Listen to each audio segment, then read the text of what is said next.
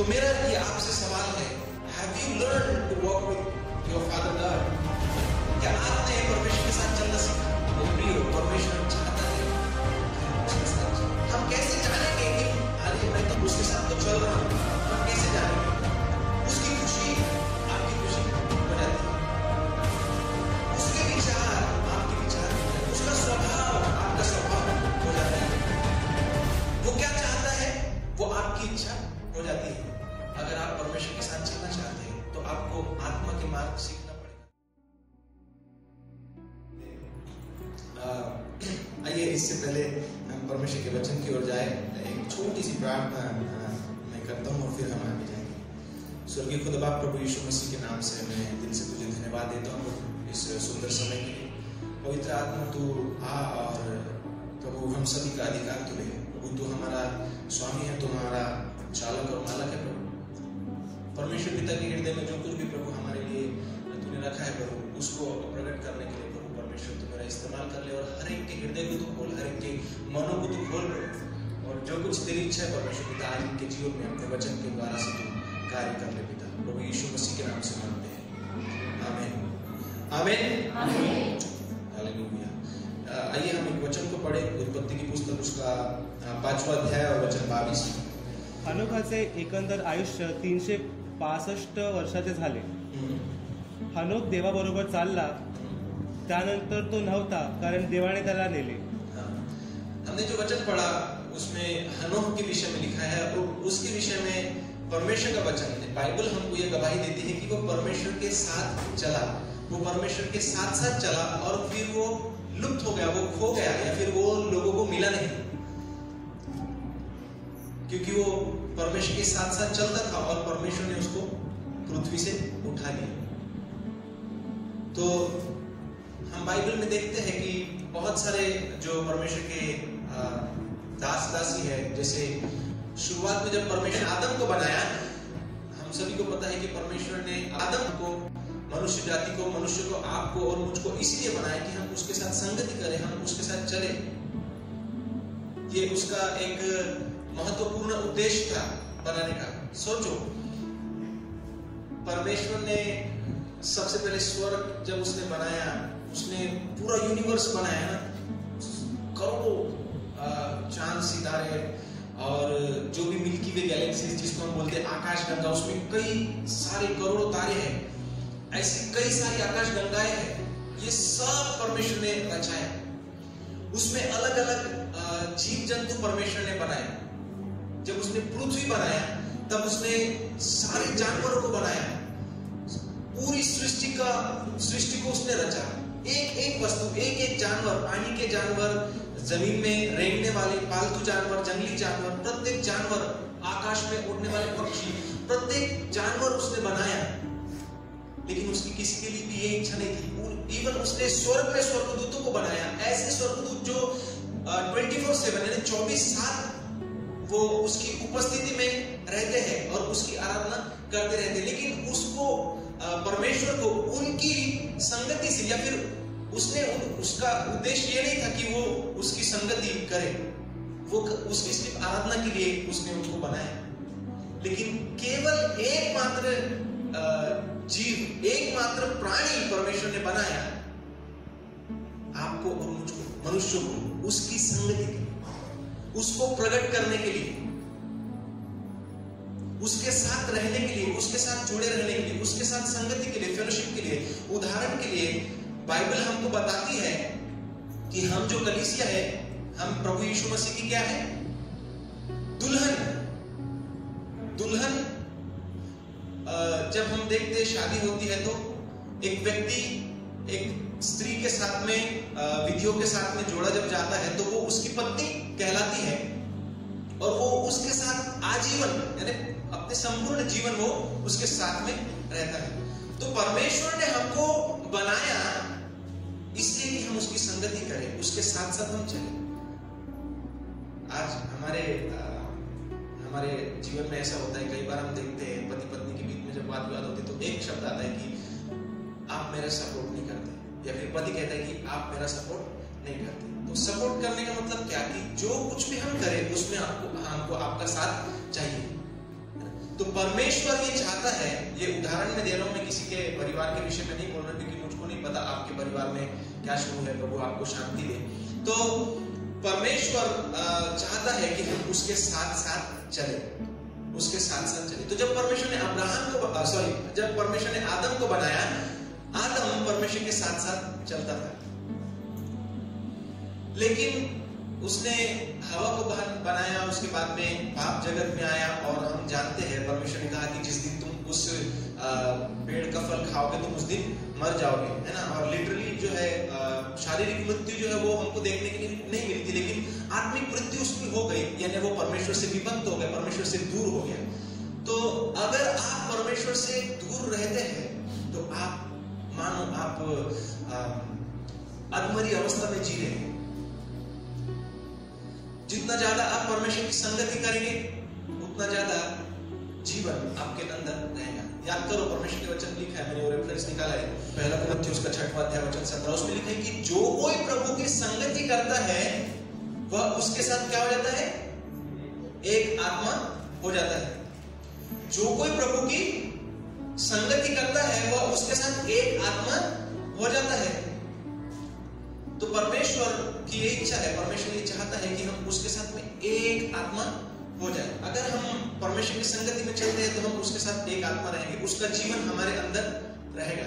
लेकिन अगर हम जैसा उसके साथ चलना चाहिए, जैसा उसके साथ संगति करनी चाहिए, अगर हमारा चाल चलन या हमारा चलना परमेश्वर के साथ में ऐसा नहीं है, हमारा चलना ऐसा है कि मानो हमको ऐसा लगता है कि हम परमेश्वर से दूर है, तो आप वेंटिलेटर में जी रहे। वेंटिलेटर सुने, सब लोगों को पता है वेंटिलेटर, वो मशीन रखते हैं आखिर में जब सांस नहीं चलती इंसान की, मुंह पे मास्क लगा होता है ना, दुखी में रहते, और हमारे जो रिलेटिव है आके उस व्यक्ती को देखते हैं और बोलते कि अरे मेला असेल त्यांनी जबरदस्ती में ते मशीन मध्ये ठेवलेला आहे, वो वेंटिलेटर। अगर आप परमेश्वर की संगति से दूर है तो आप अधमरी अवस्था में वेंटिलेटर में आप जी रहे हैं। क्योंकि पतरस कहता है, हे प्रभु अनंत जीवन की बातें तो तेरे पास है, हम कहां जाए, है कि नहीं। तो अनंत जीवन की बातें वो सिर्फ परमेश्वर के पास है या परमेश्वर के साथ है, और उससे दूर होकर हम सिर्फ सांसारिक जीवन जी सकते हैं, शारीरिक जीवन जी सकते हैं, आत्मिक जीवन में हम नहीं चल सकते। तो मेरा ये आपसे सवाल है, जैसे आदम परमेश्वर के साथ कुछ समय तक चला, जैसे हनोक परमेश्वर के साथ चला, जैसे नूह परमेश्वर के साथ चला, जैसे अब्राहम, इसहाक, याकूब वे परमेश्वर के साथ चले, कई परमेश्वर के भविष्यवक्ता है जो परमेश्वर के साथ चले। क्या आपने जब प्रभु यीशु मसीह पे विश्वास किया तब से लेकर आपके जीवन के इस समय तक, आपके विश्वास में आने को कितने साल हो गए मुझे नहीं पता, आप जानते हैं। तो इस गैप में, इस समय में क्या आपने परमेश्वर के साथ चलना सीखा? Have you learned to walk with your Father God? क्या आपने परमेश्वर के साथ चलना सीखा, या फिर आपको ये पता ही नहीं है कि परमेश्वर के साथ चलना जैसा भी कुछ चीज होती है, या परमेश्वर हमसे अपेक्षा रखता है कि हम उसके साथ चले? मेरे प्रियो, परमेश्वर चाहता है कि हम उसके साथ चले।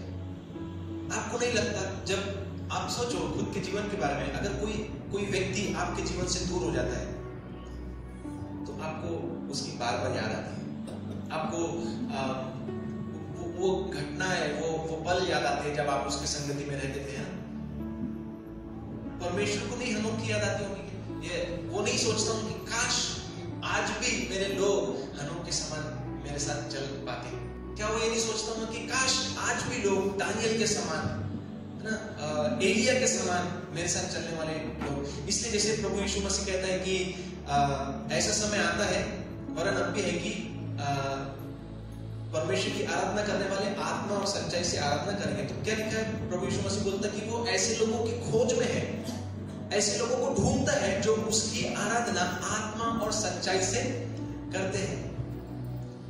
तो उसकी आराधना आत्मा और सच्चाई से करने का मतलब हम जब परमेश्वर की संगति में चलते हैं, क्योंकि आराधना करना मतलब यहाँ आके 4-6 गीत गाना, हाथ उठा के, है ना, भावुक होके या अंतर्मुख होके परमेश्वर को धन्यवाद देना, यही आराधना नहीं है। हमारा संपूर्ण जीवन परमेश्वर की आराधना या संपूर्ण जीवन ही हमारा परमेश्वर की आराधना होता है। लेकिन हमारे इस संपूर्ण जीवन में हम कितनी आराधना आत्मा और सच्चाई में करते हैं और कितनी हम औपचारिकता जिसको कहते हैं वो हम करते हैं, है ना? नहीं बाइबल वाचच लागते, दररोज वाचलं पाहिजे, है की नाही? प्रार्थना करच लागते, केली पाहिजे, नाही तर कसं आहे मग प्रार्थना केली काही दिवसात तर काहीतरी मग वाईट होते, वाईट घडते आपल्या बरोबर, है की नहीं? अगर प्रार्थना नहीं किए तो हमारे साथ कुछ गलत होता है, तो क्या करेंगे? हम इसलिए प्रार्थना करेंगे कि परमेश्वर की कृपा जो है हम पर बनी रहे और हमारे साथ कुछ गलत न हो। मेरे प्रियो, परमेश्वर चाहता है आपसे और हमसे कि आप और मैं उसके साथ चलें। जब हम उसके साथ चलना सीखते हैं, जब हम उसके साथ चलते हैं तो क्या होता क्या है? हम कैसे जानेंगे कि अरे मैं तो सीख गया उसके साथ चलना, या फिर मैं उसके साथ तो चल रहा हूं? हम कैसे जानेंगे? उसके विचार आपके विचार हो जाते हैं, उसकी इच्छा आपकी इच्छा हो जाती है, उसकी खुशी आपकी खुशी हो जाती है, उसका देखना आपका देखना हो जाता है। आप अपनी मर्जी से कुछ भी नहीं देखोगे, उसका सुनना आपका सुनना हो जाता है। आप अपने कान चुगलियों की ओर, झगड़े की ओर, किसके जीवन में क्या शुरू है, किसके परिवार में किसकी बहू ने कुछ गलत किया, किसके लड़के ने कुछ गलत काम किया है ना, ये सब बातों में आप अपने कान को नहीं दोगे। ये बात अलग है कि ये बात चल रही है और आप वहां पर है और आपने सुन लिया, वो अलग बात है। लेकिन जानबूझ के ऐसा ना होना चाहिए, ये अलग है। तो उसके विचार आपके विचार हो जाते, उसका स्वभाव आपका स्वभाव हो जाता है, वो क्या चाहता है वो आपकी इच्छा हो जाती है। आपका संपूर्ण चरित्र जो है वो बदल जाता है। अब परमेश्वर के वचन में लिखा है कि महिमा से महिमा में हम बदलते जाते हैं, महिमा से महिमा में हम बदलते जाते हैं। धीरे धीरे करके अंश अंश करके हम परमेश्वर की महिमा से महिमा में बदल जाते हैं। तो अंश अंश करके जो बदलते हैं, तो अंश अंश करके क्यों बदलते हैं? थोड़ा थोड़ा करके क्यों बदलते हैं? एकदम से क्यों नहीं बदल जाते? क्योंकि हम हमारे रोजमर्रा के जीवन में हम कुछ टाइम परमेश्वर को उसमें से निकाल कर देते हैं, इसलिए हम अंश अंश करके बदलते हैं। और ये लाइफ का प्रोसेस है, एक जर्नी है। लेकिन अगर हम ज्यादा समय परमेश्वर के साथ देते हैं, आत्मा में हम चलना सीख जाते हैं, आत्मा में हम चलते हैं, तो वो अंश अंश की जो मात्रा है वो बढ़ जाती है। ऐसे स्वभाव से, या आप अगर ऐसा जीवन जी रहे हैं तो समझ जाओ कि आपने चलना सीख लिया है परमेश्वर के साथ में। अच्छा, हम कैसे परमेश्वर के साथ चल सकते हैं? अगर आप लोगों को ये सवाल आ रहा हो कि ठीक है, आप बता रहे परमेश्वर की इच्छा है कि हम परमेश्वर के साथ चले और हमको ऐसा अगर हमारा जीवन हो तो हम परमेश्वर के साथ चलते हैं, ये हमको पता लगता है। तो सवाल ये होता है कि हम ऐसा क्या करें, या परमेश्वर के साथ चलना सीखने के लिए, या परमेश्वर के साथ चलने के लिए हमको क्या करना चाहिए? हाँ, प्रभाकर भैया ने कहा कि वचन में अगर हम बने रहेंगे तो हम परमेश्वर के साथ चलेंगे। बिल्कुल सही बात है, एकदम सही बात है, बिल्कुल भी गलत नहीं है। तो परमेश्वर के साथ चलने का मतलब क्या है? परमेश्वर के साथ चलने का मतलब यह है कि आत्मा में चलना। क्यों? हम कैसे आत्मा में चल सकते? भाई हम तो शरीर है। आपका बोलने का मतलब यह है कि क्या हम मर जाए और भूत बन के फिरे? नहीं। आत्मा में चलने का मतलब, देखो, परमेश्वर के साथ चलना कोई साधारण चीज नहीं है। मैं जो यहाँ से संदेश जो आपको, मतलब ये परमेश्वर का वचन जो आप तक आ रहा है, ये ऐसा नहीं है कि मैंने कुछ तो भी तैयारी की है और आप मुझको मेरा ये क्या बोलते हैं काम है, ड्यूटी है, आपको परमेश्वर का वचन बताना है ना, और आपको सुनना है और घर जाना है प्रार्थना करके आशीर्वाद लेके। ऐसा मैं नहीं चाहता, या ऐसा परमेश्वर नहीं चाहता, या ये ऐसा संदेश नहीं है। मेरे प्रियो, परमेश्वर अपने हृदय की बातें आपसे वो कह रहा है, वो कहते हैं कि उसके साथ चलना साधारण नहीं है। क्यों? हम जानते हैं, यूहन्ना रचित सुसमाचार में लिखा है कि परमेश्वर आत्मा है। क्या है? परमेश्वर आत्मा है। तो आप शरीर में होकर कैसे परमेश्वर के साथ चल सकते? तो फिर सवाल फिर वो आता है कि अरे तो फिर के हमने शरीर से बाहर निकल जाना? नहीं। परमेश्वर के साथ चलना मतलब आत्मा में चलना। तो आप अगर अपना जीवन ज्यादातर सांसारिक बातों में, शारीरिक बातों में अगर बिताते हैं, तो आप शरीर के अनुसार चल रहे हैं। आप अगर अपने आप को आत्मिक बातों के अलग करते हैं, आत्मिक बातों में अपने आप को डालते हैं, आत्मिक बातों के लिए अपने आप को उंडेलते हैं, आत्मिक बातों के लिए अपने आप को देते हैं, तो आप परमेश्वर के साथ चल रहे हैं। और ये कठिन है, ये आसान नहीं है। प्रभु यीशु मसीह ने कहा कि अगर तेरा हाथ ठोकर खिलाता है, अगर तेरी आंख तुझे पाप में गिराती है, अगर तेरा पाँव तुझे ठोकर खिलाता है, तो उसको काट कर फेंक दे। खुद के शरीर की अभिलाषाओं को खत्म करना आनंददायक नहीं होता, खुशी देने वाला बिल्कुल भी नहीं होता। तो आप ऐसा मत सोचो कि अरे हम तो ये सब चीजें कर रहे हैं, पहले से हमको सिखाया गया है, हम कर रहे हैं ये सब चीजें, और इसका मतलब कि हम परमेश्वर के साथ चल रहे। हमारा कैसा 50-50 हो जाता है। हम कई बार प्रार्थना में खुद को देते, और क्योंकि हम मजबूत नहीं है, हमारा कमिटमेंट है ना, समर्पण हम नहीं करते कई बार का अपने जीवन का। इसलिए क्या होता है कि हम 4-6 दिन हम वो करेंगे और फिर बाद में हमारा जीवन जैसा का वैसा हो जाएगा। फिर कभी तो भी जागरूकता आती है और फिर बोलते प्रभु मेरे से पाप हो गया, मेरे से गलती होगी, मेरे को माफ कर। जैसा मैं उस समय तेरे साथ चलता था वैसा अभी तेरे साथ में चलना चाहिए। तो ये 50-50 नहीं होता। जब आप अपना समर्पण परमेश्वर के साथ चलने के लिए करते हैं तो वो 50-50 नहीं होता। आप हमेशा अपनी अभिलाषाओं को खत्म करोगे, आप हमेशा अपनी इच्छाओं को खत्म करोगे, आप अपने आप को मारोगे। प्रभु यीशु मसीह ने कहा जो कोई मेरे पीछे आना चाहता है सबसे पहले अपने आप का इनकार करे। इट मींस कि अगर आप परमेश्वर के साथ चलना चाहते हैं तो खुद का इनकार करें। और हमारे लिए यही सबसे ज्यादा कठिन बात है, खुद का इनकार करना। मेरी ये इच्छा है, मेरी ये इच्छा है, मेरे को ऐसा लगता, मुझे ये चाहिए, मैं ये चाहता हूं। सब कुछ आपकी जो इच्छा है ना, हम हमेशा अपनी इच्छा के अनुसार अपने सुख के लिए, अपने चैन के लिए, सुख चैन के लिए, अपने कंफर्ट के लिए, है ना, कई बार बहुत सारी चीजें हम अपने कंफर्ट के लिए किया करते हैं। इवन प्रार्थना, कई लोगों का ऐसा जीवन है, प्रार्थना और वचन भी वो अपने कंफर्ट के लिए उसको इस्तेमाल करते हैं। जब किसी को डर लगे, अरे भजन संहिता एक कैंपो निकालो, अरे क्यों जरूरत पड़ती है डर लगने के टाइम पे भजन संहिता एक कैंपो निकाल के पढ़ने की? इसका मतलब आप निरंतर परमेश्वर की संगति पे नहीं चल रहे, क्योंकि तब तो उसकी जरूरत ही नहीं पड़ती।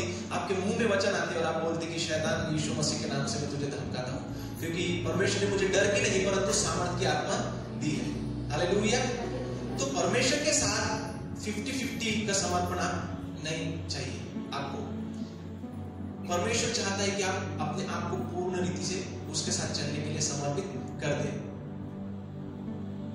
और परमेश्वर के साथ चलने का मतलब मैंने बताया कि आत्मा में चलना है कि नहीं। क्यों परमेश्वर के साथ चलने का मतलब आत्मा में चलना होता है? क्योंकि बाइबल हमको बताती है। आइए हम एक वचन को पढ़े, गलतियों की पुस्तक उसका 5वां अध्याय वचन 17। कारण देह वासना आत्म्या विरुद्ध आहे, व आत्मा देह वासने विरुद्ध आहे। देह वासना आत्म्या विरुद्ध आहे आणि आत्मा वासने विरुद्ध आहे। देह वासने विरुद्ध आहे। शरीर आत्मा के विरोध में और आत्मा शरीर के विरुद्ध में काम करता है। इसलिए कि जो कुछ आत्मा करना चाहे वो तुम न कर सकते। जैसे जैसे एक दिन आगे बढ़ते जा रहे हैं, इस साल का आने वाले साल की ओर हम बढ़ रहे हैं, हम साल आगे बढ़ रहे हैं। जैसे जैसे समय नजदीक आता है ना, मैंने इसके पहले कई बार आपको बताया, मत्ती रचित सुसमाचार उसका 24 अध्याय और 25 अध्याय आप पढ़ते हैं, अंत के समय के चिन्ह आपको अभी दिखाई देते हैं। तो इसका मतलब हम हर दिन, हर एक दिन हम उस अंत के करीब आते जा रहे हैं। इस अंत के समय में अगर हम परमेश्वर के साथ चलना, आत्मा में जीना अगर हम नहीं सीखे तो हम डिस्क्वालीफाई हो सकते हैं परमेश्वर के घर में जाने से। क्योंकि परमेश्वर के वचन में, नीति वचन लिखा है कि मनुष्य का सारा चाल चलन उसकी अपनी दृष्टि में तो ठीक होता है। उसको ऐसा लगता है वो जो कुछ कर रहा है बिल्कुल सही है, बिल्कुल बराबर है, ठीक है, कोई गलती नहीं, एकदम सही है, कोई प्रॉब्लम नहीं। लेकिन परमेश्वर जो है वो हृदय को परखता है। तुमने किसी को कुछ बोला, तुमने किस तरीके से किसी को देखा, किसके ऊपर हंसा, तुम्हारा इंटेंशन क्या था, तुम्हारा उद्देश्य क्या था उसको ऐसा बोलने का, ऐसा देखने का, ऐसा हंसने का, ऐसा व्यवहार उसके साथ करने का, वो जानता है। तो अगर आप अपने शारीरिक अभिलाषाओं को खत्म करके, अपने शरीर को मार के आप आत्मा में चलना नहीं सीखते तो आप परमेश्वर के साथ नहीं चल रहे। नए नियम में बहुत सारी लिस्ट दी है, बहुत सारी जगह पे पौलुस ने, है ना, गलतियों की पुस्तक में, रोमियो की पुस्तक में। वहां पर आप पढ़कर जान सकते हैं कि ऐसी कौन सी बातें हैं, शारीरिक बातें जो मेरे जीवन पर है, जो मुझको त्यागनी चाहिए, जो मुझको छोड़नी चाहिए। रोमियो की पुस्तक में लिखा है कि शरीर के अनुसार दिन काटोगे तो, साफ शब्दों में लिखा है, कुछ भी उसको डीप जाने की जरूरत नहीं, बिल्कुल क्लियर है, उसको कुछ भी समझाने की जरूरत नहीं। शरीर के अनुसार दिन काटोगे तो मरोगे, खत्म। मरोगे मतलब शारीरिक मृत्यु नहीं, परमेश्वर से तुम दूर रहोगे। शरीर के अनुसार दिन काटोगे तो मरोगे, आत्मा से, अब यहाँ पे ये नहीं लिखा है कि आत्मा से तुम जियोगे तो जियोगे, आत्मा से देह की क्रियाओं को मारोगे तो जीवित रहोगे। हमको शरीर के अनुसार नहीं चलना, हमको आत्मा के अनुसार चलना है। आत्मा के अनुसार चलने का मतलब परमेश्वर के वचन में चलना, आत्मा के अनुसार चलने का मतलब विश्वास में चलना, आत्मा के अनुसार चलने का मतलब कि आग जो है, परमेश्वर क्या है, आग है। और जब आप परमेश्वर के साथ चल रहे हो तो आप कंफर्ट एक्सपेक्ट मत करो, सॉरी, आप आरामदायक चीजें अपेक्षित, उसकी अपेक्षा में मत रहो, क्योंकि आग जो है हमारे शरीर को बहुत सुकून देती है। ऐसा होता है क्या? आग हमारे शरीर को जलाती है। और अगर आप परमेश्वर के साथ चलना चाहते हैं, जो आत्मा है, जो आग है, वो आपके शरीर को, आप अस्वस्थ रहेंगे। आप कहेंगे कि प्रभु मैं चाहता हूं कि ज्यादा से ज्यादा तेरी संगति करूं, लेकिन मेरा शरीर मेरे विरोध में आता है। लेकिन आपको इसकी आदत डालनी पड़ेगी प्रियो, ये आसानी से नहीं होता, ये प्रार्थना करने के बाद एक दिन में नहीं आता। अगर आप परमेश्वर के साथ चलना चाहते हैं तो आपको आत्मा के मार्ग सीखना पड़ेगा। दाऊद कई बार ये प्रार्थना करता है, भजन संहिता 86 अगर हम पढ़े, उसमें एक वचन है, उसमें दाऊद प्रार्थना करता है, भजन संहिता 86 और उसका 11 वचन। अपना मार्ग मुझे दिखा, तब मैं तेरे सत्य के मार्ग पर चलूंगा। मुझको एक चित्त कर कि मैं तेरे नाम का भय करूं। हाँ, वहां पर साफ रीति से दाऊद प्रार्थना करते हैं कि हे यहोवा मुझको अपना मार्ग दिखा। कई दूसरे जगहों पर वो प्रार्थना करते हैं कि टीच मी दाय वे, है ना, अपनी विधि मुझे सिखा, अपना मार्ग मुझे दिखा। और फिर आगे बोलता है कि ताकि मैं तेरे सत्य मार्ग पर चलूं, मुझको एक चित्त कर कि मैं तेरे नाम का भय मानूं। परमेश्वर के साथ चलना, आप जब परमेश्वर के साथ चलने सीख जाते हो, चलने लग जाते हो, तो एक कॉन्शियसनेस आपको रहता है हमेशा, आप जागरूकता में चलोगे, परमेश्वर की उपस्थिति है, मैं परमेश्वर की उपस्थिति में चल रहा हूं। और आपके अंदर एक भय रहता है कि मेरे द्वारा कहीं उसके नाम की निंदा ना हो, या मैं कोई ऐसा पाप ना करूं ना, जैसे दाऊद कहते हैं कि मैंने तेरे वचन को अपने हृदय में रख छोड़ा है ताकि तेरे विरुद्ध पाप न करूं। वो जागृत रहता था, वो कॉन्शियस रहता था। आप जब परमेश्वर के साथ चलना सीखना चाहते हैं तो आपको एक कॉन्शियसनेस डेवलप करनी पड़ेगी, ये अपने आप से नहीं आता। एक सिंपल मैं उदाहरण आपको बताता हूं। प्रभु यीशु मसीह 24/7 आपके साथ रहता है ना, पूरे दिन के 24 घंटे आपके साथ में रहता है, हफ्ते के 7 दिन रहता है। क्या आप उसकी उपस्थिति महसूस करते हैं? उपस्थिति अपने जीवन में महसूस करते हैं? हर समय नहीं महसूस करते, लेकिन ये जरूरी भी नहीं है कि उसकी उपस्थिति महसूस होनी चाहिए, लेकिन ये विश्वास की बात है। तो परमेश्वर का आत्मा जो आपके साथ रहता है, आपको ये कॉन्शियस जो है, आपको एक आपका माइंड जो है, माइंडसेट आपका हो जाता है कि नहीं, प्रभु मेरे साथ है, प्रभु मेरे साथ है। तो जैसे आपको पता नहीं चलता कि प्रभु की उपस्थिति मेरे साथ में है, क्योंकि आपने अपने मन की तैयारी नहीं की। मेरे कहने का मतलब यह है कि आपने उस कॉन्शियसनेस को डेवलप नहीं किया, ऐसी विचारधारा आपने तैयार नहीं किया, आप खुद को अवेयर नहीं रखते कि परमेश्वर की उपस्थिति मेरे जीवन पर है। तो ये प्रार्थना करने से नहीं आएगा कि प्रभु मुझको एक जागरूकता दे कि तेरी उपस्थिति मेरे साथ सदा बनी रहती है, इसलिए मैं हमेशा ये बात का ध्यान रखूं। ये ऐसा नहीं आएगा। आपको अवेयर होना पड़ेगा बार बार, है ना। जैसे आप किसी गाड़ी में, बस में या रेल में बैठे, ट्रेन में बैठे और थोड़े समय के बाद में आपका स्टेशन आने वाला है और आपको झपकी लग जाती है और जैसी याद आता है अभी नहीं सोना है, अभी तो उतरना है, कहीं ट्रेन आगे न निकल जाए। उसी प्रकार से हम रोजमर्रा के काम जो करते हैं अपने जीवन में, उसको तो आप करो, लेकिन उन कामों के बीच में आपको ये याद रहना चाहिए कि परमेश्वर की उपस्थिति मेरे साथ है, परमेश्वर की उपस्थिति मेरे साथ है। इसीलिए कुछ बहनें लोग जो है या कुछ भाई लोग जो है ये गवाही दे सकते हैं कि मैं किचन में रोटी बेल रही थी, है ना, मैं क्या बोलते वॉशरूम में कपड़े क्लीन कर रही थी, कपड़े साफ कर रही थी और मैं गीत गा रही थी और परमेश्वर की उपस्थिति महसूस हो रही थी। भाई लोग ये गवाही दे सकते कि हम तो गाड़ी से जा रहे थे और हल्का से साउंड में गीत बज रहा था, लेकिन परमेश्वर की उपस्थिति अनुभव हो रही थी।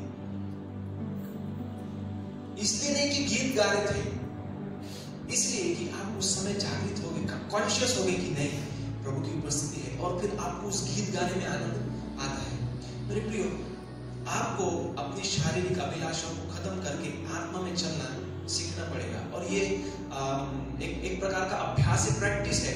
मैं फिर इसको कहता हूँ कि ये प्रार्थना करने से नहीं आता। आप ऐसा माइंड सेट डेवलप करना पड़ता है, आपको अपने आप को तैयार करना पड़ता है, प्रैक्टिस करनी पड़ती है कि परमेश्वर की उपस्थिति में आपको चलना है, परमेश्वर के साथ आपको चलना है, आत्मा में आपको चलना है और शरीर के अनुसार दिन नहीं काटना है।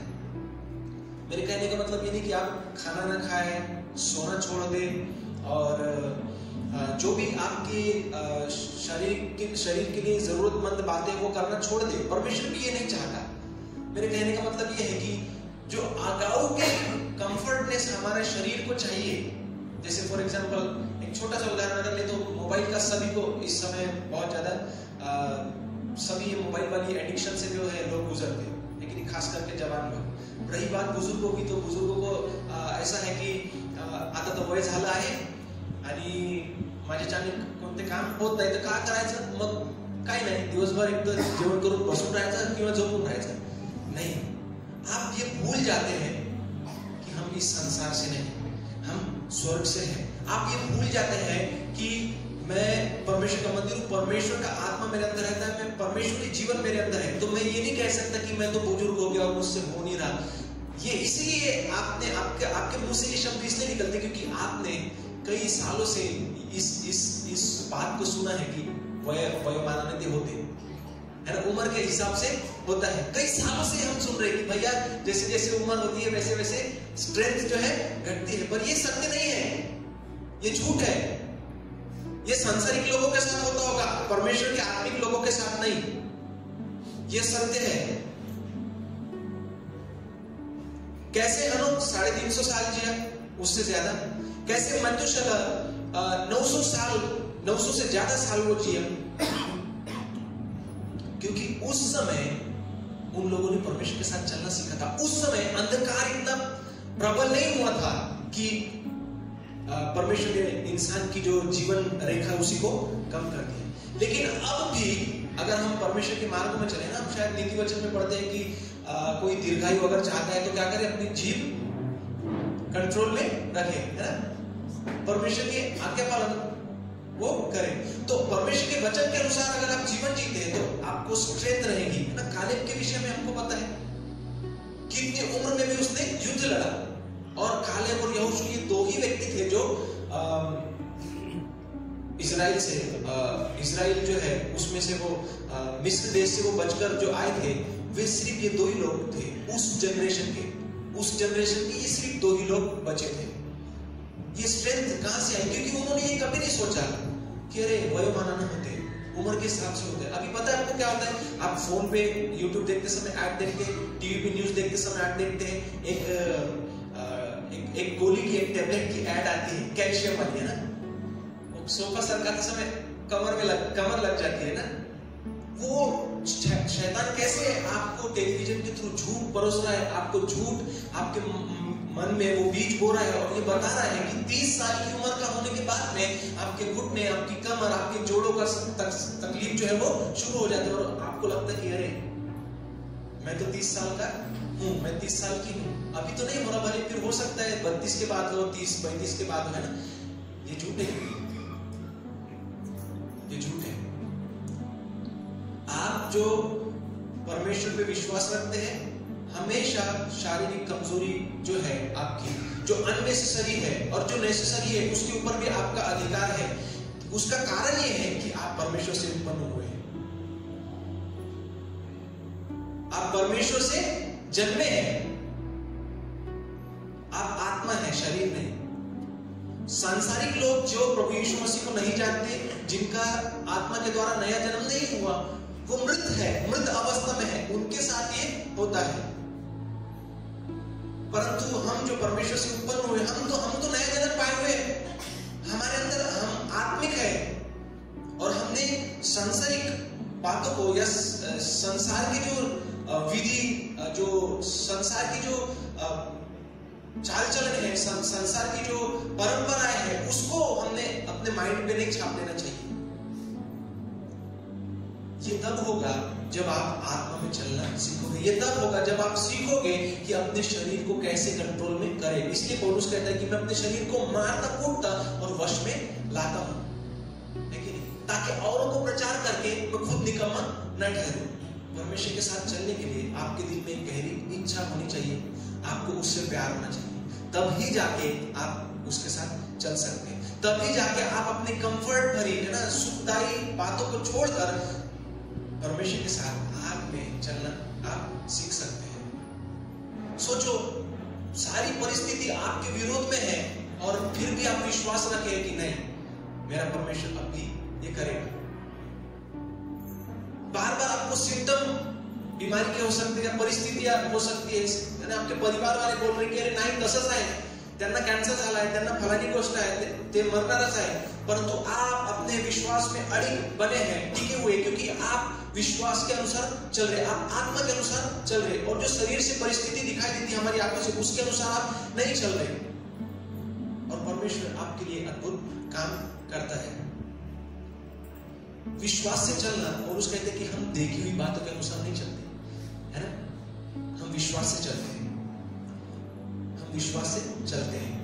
और विश्वास क्या होता है मैं आपको बताता हूं। जो कुछ दिखता है आप वो नहीं बोलोगे, पर जो आपको चाहिए आप वो बोलोगे, इसको बोलेंगे विश्वास। उदाहरण के लिए, अगर मुझे किसी प्रकार की समस्या है, मुझे हमेशा तकलीफ होती है अपने पेट में, मान लो अपेंडिक्स जैसा कुछ त्रास है और वो हमेशा होता है, या किडनी स्टोन जैसा त्रास है ना। अब परिस्थिति ये दिखा रही है कि वो जो परिस्थिति मेरे शरीर में निर्माण हुई है, किडनी स्टोन है या पेट में की जो समस्या है वो है, और मैं उसी के हिसाब से अगर बोलता हूँ कि अरे यार मुझको बहुत दर्द होता है, मुझको किडनी स्टोन है ना, 3 mm का है, 4 mm का है, ये सत्य परिस्थिति है। लेकिन आपको क्या चाहिए? What do you want? आप क्या चाहते हैं? क्या आप चाहते हैं कि उसी में बने रहे? क्या आप उसके ऊपर अधिकार लेके आप परमेश्वरी जीवन में दैवीय चंगाई में चलना चाहते हैं? पिछले समय तन्मय जब आया था, उसने गवाही दी थी कि उसकी मम्मी का ऑपरेशन कैंसिल हो गया। बुधवार के दिन की बात है, मैं और नया हम लोग प्रार्थना के लिए गए हुए थे, और जब हम प्रार्थना करके नीचे आए तब तन्मय का फोन आया। तन्मय बोले, दादा मेरी मम्मी के लिए आप प्रार्थना करो। मैंने बोला ठीक है, क्या हो गया? तो उसने कहा कि शाम के ऑपरेशन है, करीब 5:30 पौने 6 बजे की ये बात है। तो मतलब उस समय 1-1.5 घंटे में 7 बजे या 7:30 बजे उनके ऑपरेशन का कुछ समय होगा, वो नहीं मुझे पता, लेकिन वो बोल रहा था कि शाम के मम्मी का ऑपरेशन है तो उसके लिए प्रार्थना करो। तो मैंने उसमें एक सवाल किया, मैंने बोला तू क्या चाहता है, मैं तेरे लिए क्या प्रार्थना करूं? क्या तू ये चाहता है कि परमेश्वर उस ऑपरेशन को आशीषित करे, या तू ये चाहता है कि वो ऑपरेशन कैंसिल हो जाए?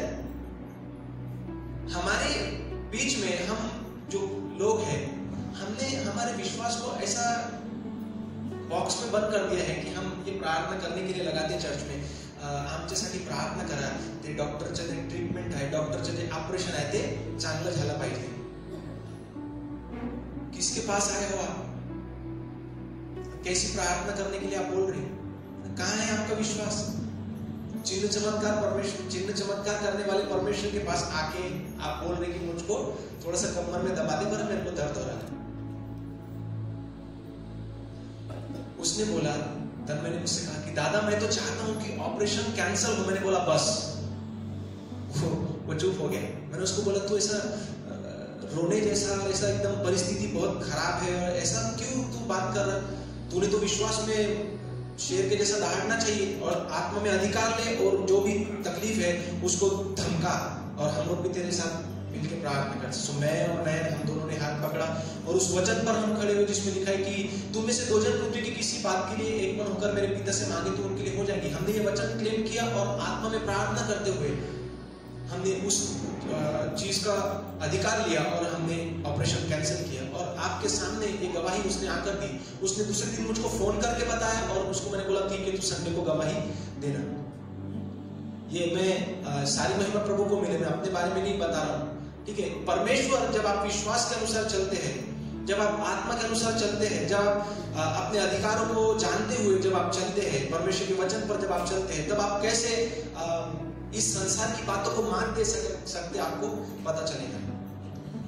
आत्मा में यहोशू जो है परमेश्वर के साथ चलना सीख गया था, इसीलिए उसने जब कहा कि सूरज अपनी जगह पर स्थिर रहे, ऐसी अद्भुत बातें जो नियम को तोड़ के होती है ना.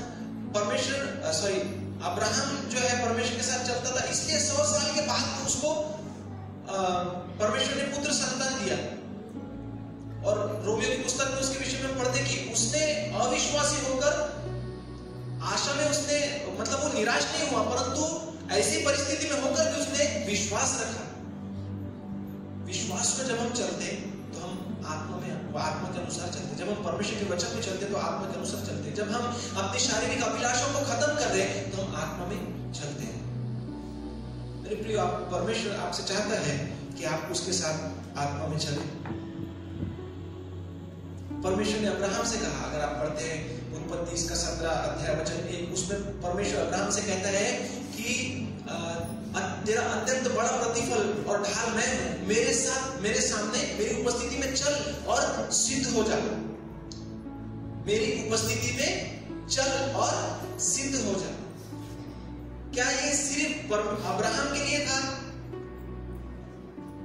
ये जो वचन परमेश्वर ने कहा, ये जो इच्छा परमेश्वर की वहां पर हमको दिखती है, क्या ये सिर्फ अब्राहम के लिए थी या ये हम सब के लिए है? हम सब के लिए है.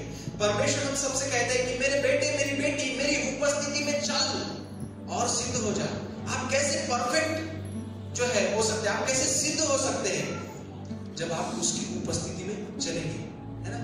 उसके पवित्र छाए हुए स्थान में क्या लिखा है? अगर किसी को याद है तो आप बोलिए. भजन संहिता 91 क्या लिखा है उसमें? 1-2 जो परम प्रधान के छाए हुए स्थान में बैठा रहता है वो सर्वशक्तिमान की छाया में ठिकाना पाएगा. इसका मतलब आप बिस्तर गर्म करने से ज्यादा, मेरे बोलने का मतलब कि आप बस आराम कर रहे दोपहर में, टीवी देख रहे, न्यूज देख रहे, है ना. तो सिर्फ वो कंफर्ट जो जगह है वहां से आपको परमेश्वर की उपस्थिति या फिर उसके पवित्र छाए हुए स्थान में आपको वो नहीं मिलेगा. आपको अपना कंफर्ट छोड़ के, है ना, बंद कोठरी में जाना पड़ेगा. जैसे यीशु मसीह ने कहा कि कपटियों के समान दिखाने के लिए प्रार्थना न करो. जब तू प्रार्थना करे तो द्वार बंद कर और अपने गुप्तवासी पिता से जो गुप्त में देखता है प्रार्थना कर. तो मेरे प्रियो, परमेश्वर चाहता है कि आप उसकी राह देखना सीखिए, उसके साथ चलना सीखिए. यशायाह की पुस्तक में लिखा है कि जो परमेश्वर की बाट जोते हैं वे गरुड़ पक्षी के समान नया बल प्राप्त करते हैं. तो परमेश्वर की राह देखना कोई आनंददायक चीज नहीं है. परमेश्वर की राह देखना आपको अपना मन मार के बैठे रहना पड़ता. आप अपना मन मार के, मेरे कहने का मतलब कि संसार की सारी बातों से आप दूर है. मेरे कहने का मतलब ये कि आपने उपवास ठहराया है, आपने मोबाइल से, इंटरनेट से, सोशल मीडिया से आप दूर हैं और अपने दोस्तों मित्रों से और बाकी बातों से आप दूर हैं और आप परमेश्वर के पास गए और उसको कह रहे प्रभु मैं तेरे पास आता हूँ और आप वचनों के हिसाब से कुछ प्रार्थना करें, आप कह रहे कि प्रभु मुझको अपना मार्ग सिखा, अपना मार्ग मुझे दिखा, है ना, मुझको सिखा कि कैसे मैं शारीरिक अभिलाषाओं को खत्म करूं, मुझको सिखा कि कैसे मैं आग में होकर चलूं ताकि मेरा जीवन पवित्र रहे, ताकि मैं तेरा भय मानना सीखूं। और आप घुटनों में आके काफी समय रुके, आप घुटने दर्द देने लगे, अब ऐसा लगता है हमारा शरीर हमको बोलता है कि अरे बाबा बस झालं, 45 मिनट झाले ना तुझे, है ना, 45 मिनट हो चुके, बस अभी ये 45 मिनट बोले तो काफी हो गया, इतने समय में तो प्रभु की उपस्थिति आ जाती है, इसका मतलब आज का आशीर्वाद तुझको मिल गया, जा अभी सो जा। ना आपने अपने माइंड में ठहराया होगा कि नहीं आज मैं 10 बजे से 12 बजे तक बैठूंगा, 2 घंटे प्रार्थना करनी है, लेकिन 45 मिनट चलते चलते आपका बैटरी लो हो जाता है, आपका पूरा शरीर आपके विरोध में हो जाता है, आपका पूरा मन आपके विरोध में हो जाता है और आपको बोलता है कि अरे आग भारी होगी, नींद भर गई आग में, आज नहीं विद्या करो, लेकिन आज नहीं जम रहा, प्रार्थना करेंगे कि प्रभु मेरी मदद कर, प्रभु मेरी सहायता मदद कर, तू मेरा सहायक है। कितनी आशीर्वादित, कितनी धन्य, कितनी आनंद की ये बात है कि पुराने समय में जो बाप दादे हमारे थे, आत्मिक पिता, है ना, विश्वास में जो हमारे आत्मिक पिता, वो लोग परमेश्वर के साथ चलते थे, तब वे अकेले चलते थे, उनके सहायता मदद के लिए कोई पवित्र आत्मा उनके लिए नहीं था। लेकिन आज हम अकेले नहीं चलते, आज हमारे साथ पवित्र आत्मा है जो आपकी निर्बलताओं में आपको सहायता मदद करता है। जब आप वीक महसूस करते प्रार्थना के लिए, है ना, परमेश्वर के वचन में लिखा है रोमियो की पुस्तक में कि हम नहीं जानते कि प्रार्थना किस रीति से करना है, परंतु आत्मा आपकी ऐसी आहे भर भर के जो बयान से बाहर है हमारे लिए प्रार्थना करता है। सो जब आप कमजोर होते हैं प्रार्थना करने के लिए, पवित्र आत्मा आपको सहायता मदद करता है, लेकिन आपकी दृढ़ इच्छा होनी चाहिए, आपकी इच्छा होनी चाहिए कि मैं तेरे साथ चलना चाहता हूँ, मैं सीखना चाहता हूँ प्रभु की कैसे तेरे साथ चलूं।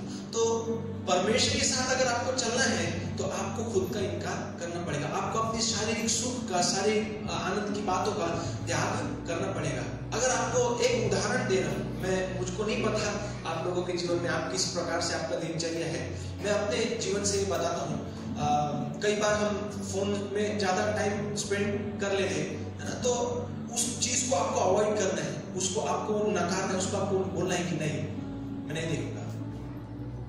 और जब आप देखते भी हैं तो एकदम कामापूर्ति, मतलब जितनी जरूरत है, जितना आपको काम है उतना ही आप देखो। पिछले दिनों ऐसे ही मैंने किया कि अब खाना खाते समय या जब कुछ नहीं करना होता है तो है ना, हम क्या करते हैं, यूट्यूब खोलते हैं या फिर बहुत सारे लोग दूसरे सोशल मीडिया यूज करते हैं, तो एक ही शब्द कहूँगा, रील्स, है ना, 1 मिनट के वीडियो, 1 मिनट के वीडियो हम ऐसे कई वीडियो देख लेते हैं, कॉमेडी के, कुछ साइंटिफिक, कुछ हमारे शरीर के बारे में, कुछ जानवरों के बारे में, कुछ नेचर के बारे में, कुछ नई नई चीजें, है ना, कुछ बनाने की, खाने वाने बनाने की, उसमें देख के हमको अच्छा, लेकिन इसमें कितना टाइम चले जाता है। प्रभु ने मुझको एक दिन बोला कि ये बंद कर दे,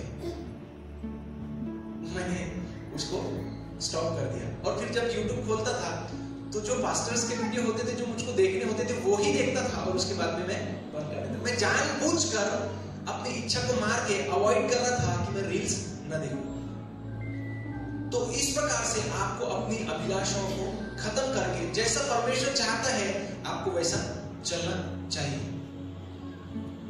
अपना क्रूस उठाकर मेरे पीछे बोले, अपना क्रूस उठाकर मेरे पीछे खोले।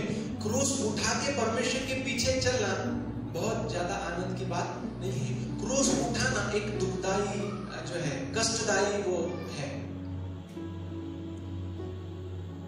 तो अगर आप परमेश्वर के साथ चलना चाहते हैं, अगर आप सीखना चाहते हैं कि कैसे परमेश्वर के साथ चले, तो 2 चीजें आपके जीवन में होनी बहुत ज्यादा जरूरी है। एक तो सबसे पहले आपकी गहरी इच्छा होनी चाहिए। दूसरा बात, आपको अपने आप को समर्पित करना है, आपको समर्पण करना है कि प्रभु मैं अपने आप को इतने समय के लिए, इतने दिनों के लिए मैं समर्पित करता हूँ कि मैं हफ्ते में हर दिन इस समय उपवास किया करूंगा, इतना दिन प्रार्थना किया करूंगा, है ना। मेरे प्रियो, आप परमेश्वर के लिए अगर छोटी बात त्यागते हैं तो परमेश्वर की दृष्टि उस बात पर है और परमेश्वर आपको 4 गुना 2 गुना 4 गुना लौटाएगा। वो किसी का कर्जदार नहीं रहता। आप उसमें उपकार नहीं कर सकते।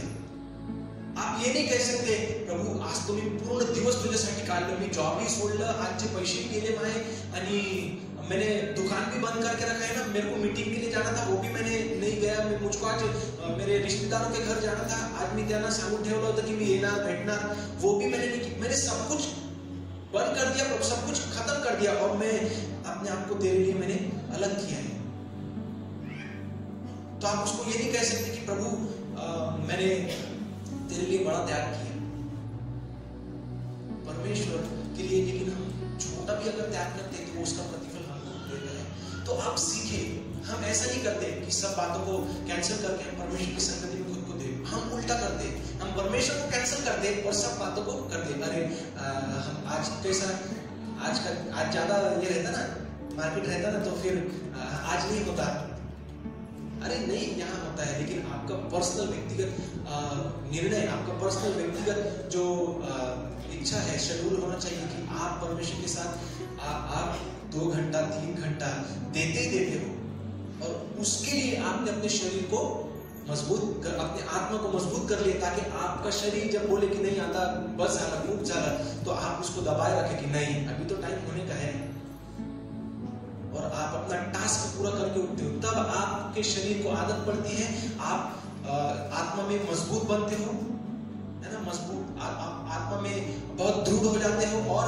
आप अपने शरीर के ऊपर बॉसिंग करना सीख जाते हो। फिर वो अननेसेसरी कुछ भी विचार अपने मन में सोचने नहीं लगता, अननेसेसरी किधर भी किसी के भी साथ कोई भी टाइम पास करने नहीं लगता। आप एकदम स्पेसिफिक चीजें करने लगोगे अपने जीवन में।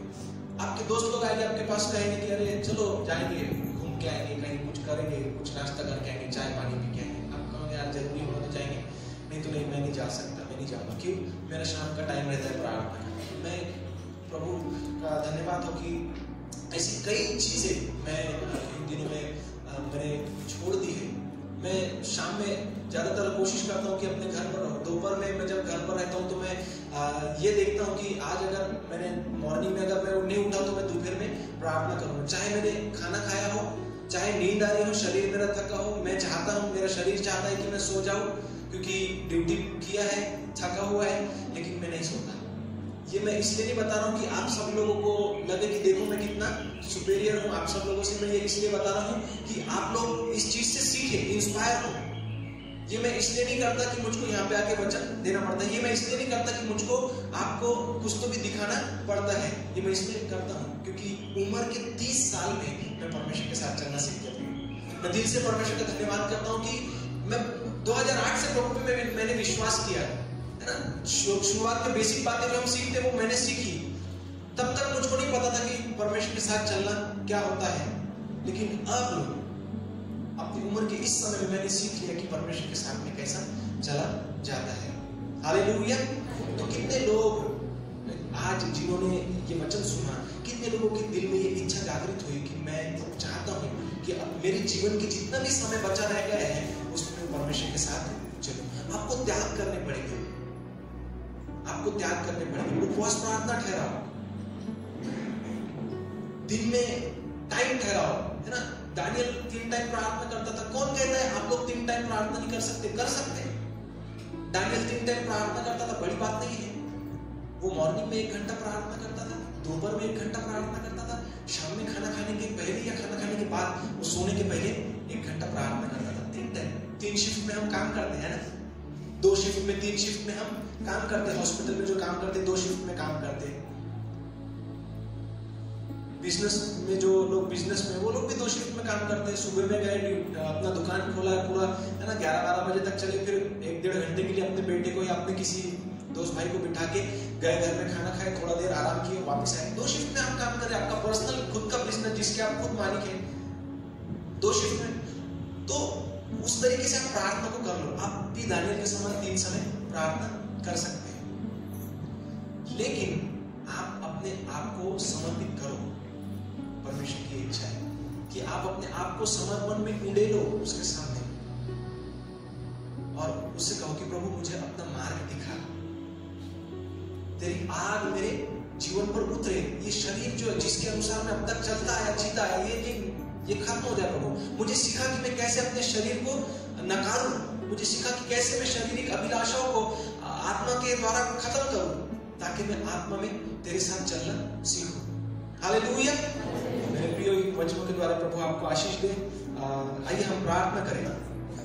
प्रभु हमें तेरे भय का आत्मा दे, हमें तेरे भय का आत्मा दे प्रभु, ताकि तेरे निरंतर तेरे उपस्थिति में हम चलते रहे, निरंतर तेरा भय हम मानते रहे प्रभु।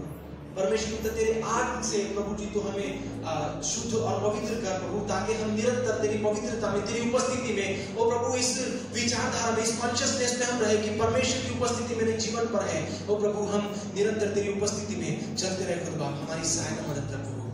पिता तेरा धन्यवाद देते हैं कि तूने अपने बेटी बेटियों को आज अपने आत्मा के इस वचन के द्वारा आशीर्वादित किया है, भरपूरी से प्रभु तूने उन्हें सामर्थ्य और बल प्रदान किया है। हमारी प्रार्थना को तूने सुना, इसके लिए धन्यवाद देते हैं खुदा प्रभु। आगे का सारा समय तेरे हाथों में सौंपते हैं, सारी महिमा, सारा आदर, सारा जलाल, सारा क्रेडिट खुदा बाप तुझको मिले प्रभु यीशु मसीह के नाम में।